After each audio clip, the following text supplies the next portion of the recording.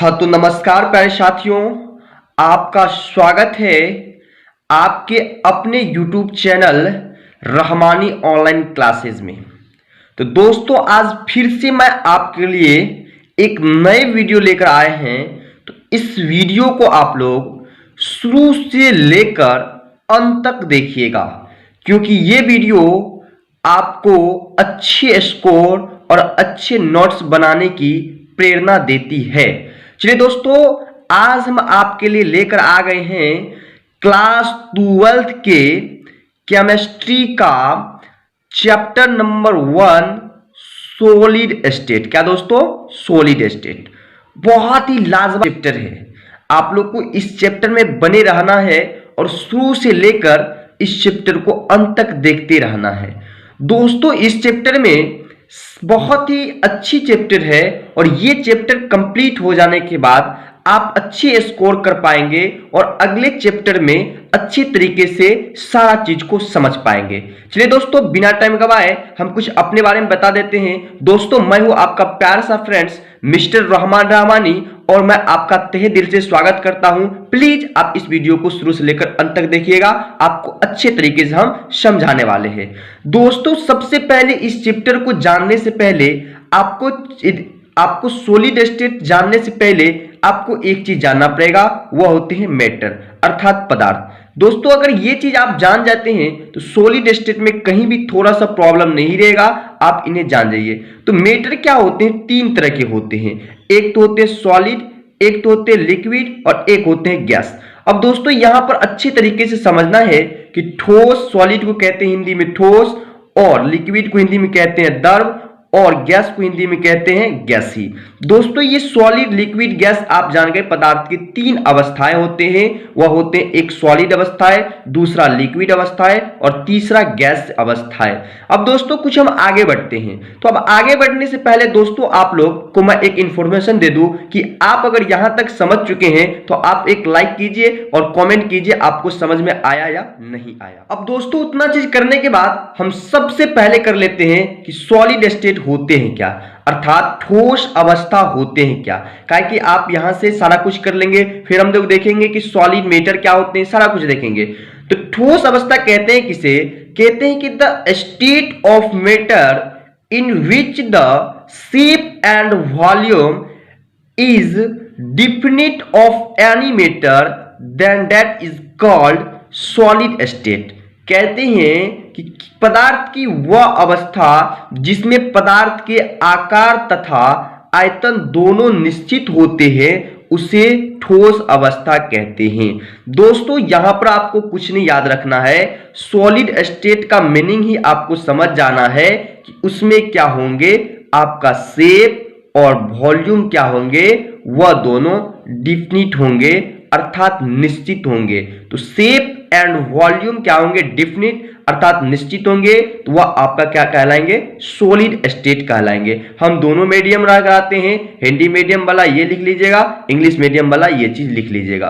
अब दोस्तों यहां तक समझ गए कि सॉलिड स्टेट क्या होते हैं, तो थोड़ी सी और आगे जाते हैं। और जाने से पहले मैं एक बात कह दूं कि आप मेरे चैनल पर नया है प्लीज मेरे चैनल को कर लीजिए सब्सक्राइब और घंटा के निशान को दबा लीजिए ताकि मैं जब भी वीडियो लाऊं तो उसकी नोटिफिकेशन आपको पहुंचे। हम लोग को देखना है कि सॉलिड मैटर क्या होते हैं। हमने देख लिया कि सॉलिड स्टेट क्या होते हैं, अब देखना है कि सॉलिड मैटर किसे कहते हैं। तो सॉलिड मैटर कहते हैं कि वह पदार्थ जिसका निर्माण परमाणु, यहां पर दोस्तों गौर फिक्र करने वाली बात है, परमाणु, अणु तथा आयनों से मिलकर बने होते हैं तथा उसके कण त्रिविमीय क्षेत्रों में निश्चित ज्यामितीय आधार पर सजे होते हैं, तो उस पदार्थ को ठोस पदार्थ कहते हैं। यहां पर गलती से अवस्था लिखल चल गया, बट यहां पर क्या हो जाएंगे?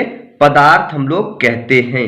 अब दोस्तों यहां पर याद रखना है कि सॉलिड मैटर जो भी होंगे सबसे पहले परमाणु हो सकते हैं, अणु हो सकते हैं या तो आयन हो सकते हैं। यहां से ऑब्जेक्टिव आपको बनता है कि सॉलिड मैटर होते हैं, परमाणु होते हैं, अणु होते हैं या आयन होते हैं? तो हम लोग जवाब देंगे कि सॉलिड मैटर जो होते हैं परमाणु भी होते हैं, अणु भी होते हैं और आयन भी होते हैं। अब यहां से इतना चीज कह दिए तो आप बोल देंगे कि ये सारे चीज क्या होते हैं, मिलकर बने होते हैं। तो हम लोग को 1 2 3 को ऑब्जेक्टिव अगर पूछे इस टाइप में तो क्लियर हो जाएगा।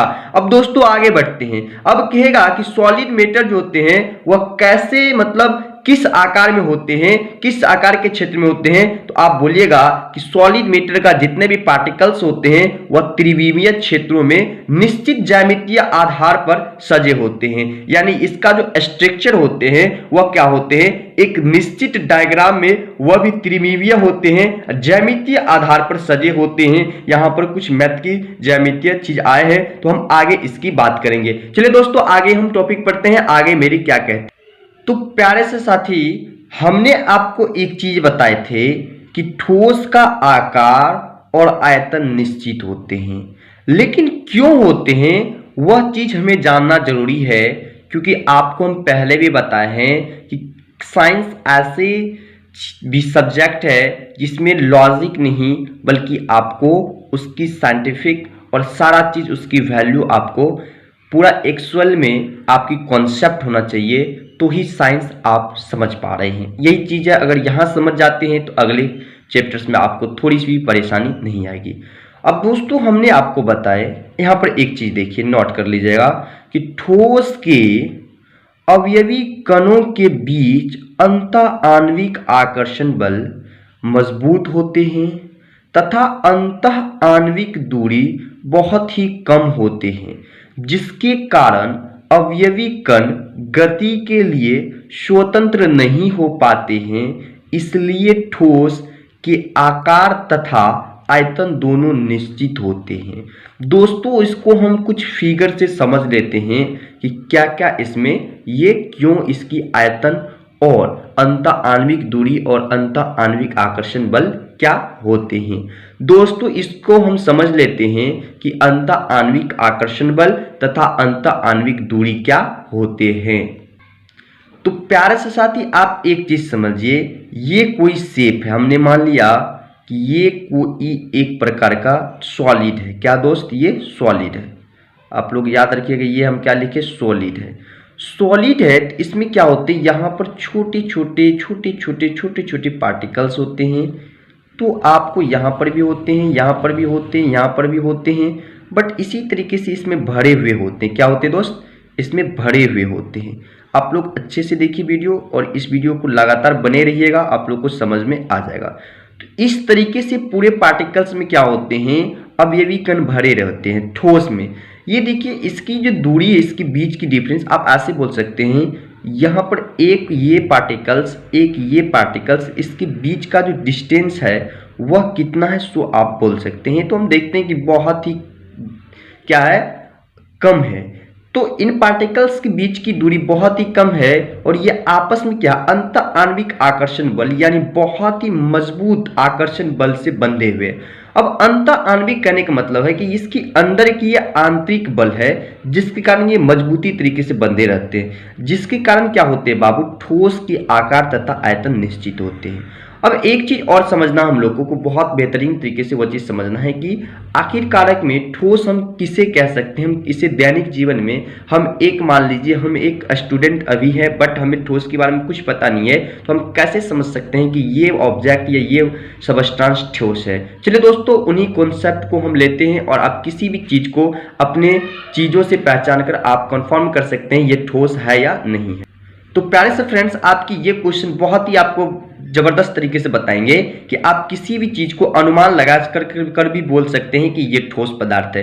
देखिए आप क्या कीजिए, मान लीजिए कि ये मेरी कलम है, ये ठोस है या नहीं इसे हम पता करते हैं। एक्चुअल में हम इस पे उंगली देकर दबाते हैं। अब हमने कस के दबाए और देखिए कि मेरी उंगलियां पर देखिए निशान आ गई है, मतलब समझ सकते हैं कि ये ठोस है। तो आप एक चीज नोट कर लीजिए कि जब किसी पदार्थ को उंगलियां से दबाने पर उंगलियां पर निशान पड़ जाए तो वह ठोस पदार्थ होंगे। यानी जिस भी सबस्टांस को आप उंगलियां से दबाते हैं, या आप किसी भी चीज से अपनी किसी भी बॉडी से दबाते हैं और आपकी बॉडी में वह निशान आ जाए, तो समझ लीजिएगा कि वह आपका क्या है, सॉलिड मैटर है। दोस्तों हम कुछ आगे बढ़ते हैं और आगे हम देख लेते हैं कि सॉलिड की और बहुत सारे चीजें। तो प्यारे से फ्रेंड्स, हमने बताया किसी भी आप क्या कहते हैं, किसी भी मेटर को या किसी भी सबस्टांस को आप कैसे पहचान सकते हैं ये सॉलिड है या नहीं है। अब दोस्तों बहुत ही इंपॉर्टेंट ये चीज आती है कि प्रॉपर्टीज ऑफ सॉलिड मेटर यानी ठोस पदार्थ के गुण क्या होते हैं, ये समझना बहुत ही जरूरी है। दोस्तों सबसे पहला गुण है कि ठोस के अवयवी कण परमाणु, अणु या आयन होते हैं। अब एक चीज हम आपको बता देते दोस्त कि अगर आप ये चीज कर लेते हैं तो ठोस जो सॉलिड मैटर है वहां से आपकी एक भी ऑब्जेक्टिव नहीं छूटेगी। इस यूनिट से जो भी ऑब्जेक्टिव पूछेंगे, क्योंकि आपको बता दें सबसे पहले आपको पूछ सकता है कि ठोस के अवयवी कण होते हैं, परमाणु, अणु या आयन होते हैं, परमाणु अणु होते हैं, परमाणु अणु या एटम्स होते हैं, परमाणु अणु या मॉलिक्यूल्स होते हैं, सॉरी परमाणु अणु या कुछ भी हो सकते हैं। तो आपको ऑप्शन में अगर रहे परमाणु अणु या आयन तो आप बना सकते हैं कि ठोस के अवयवी कण परमाणु अणु या आयन होते हैं। तो दोस्तों आगे की चीज है कि इसके अवयवी कण त्रिविमीय क्षेत्र में निश्चित ज्यामितीय आधार पर सजे होते हैं। यह भी एक ऑब्जेक्टिव बन सकता है कि ठोस सॉलिड मैटर का अवयवी कण किस क्षेत्र में निश्चित ज्यामितीय आधार पर सजे होते हैं, तो त्रिविमीय क्षेत्र में निश्चित ज्यामितीय आधार पर सजे होते हैं। अब तीसरी इसकी जो प्रॉपर्टी है वो है इसके अवयवी कणों के बीच अंतः आणविक आकर्षण बल बहुत ही मजबूत होते हैं। आपको पूछ सकता है कि निम्नलिखित में किस मैटर में सबसे ज्यादा अवयवी कण आकर्षण बल मजबूत होते हैं। आपको दे देगा सॉलिड, लीड, उसके बाद दे देगा आपको गैस और दे देगा एगो नन ऑफ दिस। तो आपको किस में मारना, सॉलिड में, क्योंकि आपने पढ़ रखा है कि सॉलिड की प्रॉपर्टीज तीसरी कहती है इसकी अवयवी कणों के बीच अंतः आणविक आकर्षण बल मजबूत होते हैं। तो आप ये चीज कर लिए कि चौथा इसकी प्रॉपर्टीज कहते हैं कि इसके अवयवी कणों के बीच अंतः आणविक दूरी बहुत ही कम होते हैं। जैसे कि आपको हमने फिगर में बताए थे, एक बार फिर से फिगर देख लेते हैं वहां क्या कर रहे हैं। तो जैसे पहले साथी आपको बताए थे इसकी क्या होते हैं, अंतः आणविक दूरी बहुत इसमें कम होते हैं, बल्कि इसमें क्या होते हैं इसकी जो डिस्टेंस होते हैं बहुत ही कम होते हैं, लेकिन इसके बीच जो आकर्षण बल की बंधन होते हैं वो ज्यादा मजबूत होते हैं। तो दोस्तों आपको एक्चुअली हम आपको समझ चुके हैं। तो पहले साथी हम आशा करते हैं कि आप ये फिगर को समझ चुके होंगे। चलिए हम जाते हैं अपनी अगली टॉपिक पे। तो चौथी नंबर जो मेरी थी वो थी इसके अवयवी कणों के बीच अंतः आणविक दूरी बहुत ही कम होते हैं। तो आपको हमने दिखा दे कि इनकी दूरी वास्तव में बहुत ही कम होती है फिगर के साथ। अब पांचवा इसका जो गुण है कहते हैं इसके अवयवी कण गति के लिए स्वतंत्र नहीं हो पाते हैं। क्यों नहीं होते हैं, क्योंकि आपको पता है कि इनके अवयवी कण जो होते हैं बहुत ही नजदीक होते हैं और नजदीक होने के कारण इसमें गमन करने की क्षमता बहुत ही कम होते हैं। जैसे ही एक स्थान से दूसरे स्थान जाते हैं टकरा कर पुनः रुक जाते हैं। बीच का इस डिस्टेंस होने के कारण इसके डिस्टेंस है वह कम होने के कारण ये स्वतंत्र रूप से गति नहीं कर पाते। चलिए दोस्तों अगली इसकी प्रॉपर्टीज देख लेते हैं। और ये प्रॉपर्टीज आपको हम पहले भी बताएं कि ऑब्जेक्टिव की दृष्टिकोण से बहुत ही लाजवाब प्रॉपर्टीज है, तो आप इन्हें जल्दी से याद कीजिएगा।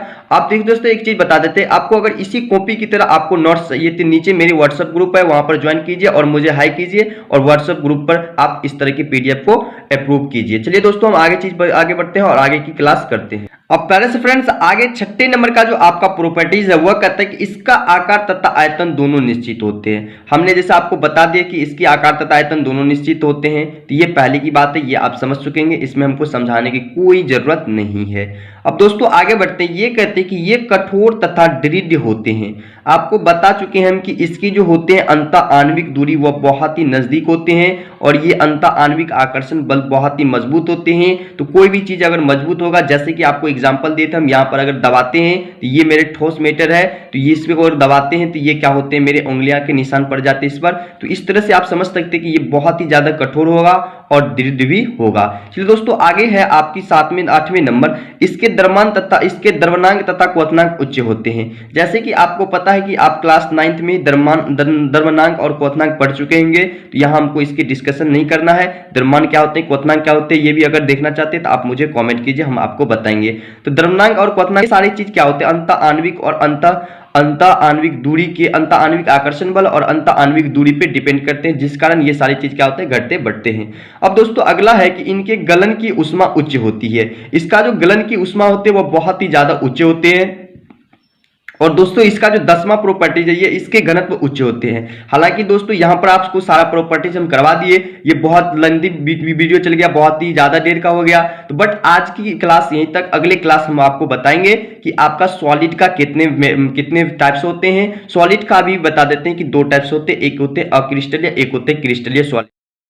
तो दोस्तों मैं फिर से आपको बता दूं कि आप अगर मेरे चैनल पर पहली बार आए हैं तो मेरे चैनल को कर लीजिए सब्सक्राइब और साइड में घंटा के निशान को दबा दीजिए ताकि अगली वीडियो का नोटिफिकेशन मिले आपको सबसे पहले। तो दोस्तों आज की वीडियो यहीं तक, मिलते हैं अगली वीडियो में। जय हिंद जय भारत। लेकिन दोस्तों एक चीज हम भूल गए थे, आप अपने दोस्तों में ज्यादा से ज्यादा शेयर कीजिएगा ताकि आपकी दोस्त भी समझ सके कि मेरे दोस्त किस तरह से केमिस्ट्री पढ़ते हैं और मुझे भी इसी तरीके से पढ़ने के लिए प्रेरणा देते हैं। तो दोस्तों मिलते हैं अगली वीडियो में, आज की वीडियो यहीं तक। तो वह भी वीडियो देखना नहीं भूलिएगा क्योंकि वह वीडियो भी होंगे इसी तरह के वीडियो जैसे लाजवाब।